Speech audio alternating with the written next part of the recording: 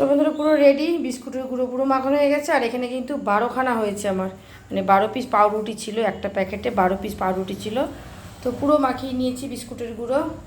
এবার হচ্ছে ভাজার পালা।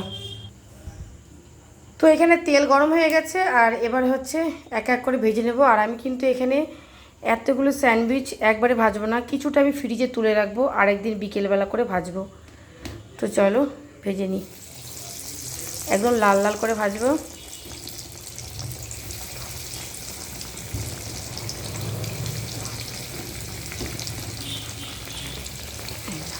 বেশি করে তেল দিয়ে ভাজতে হবে, এই যে। তো এরকম করে একেবারে লাল লাল করে ভেজে নিতে হবে স্যান্ডউইচটা।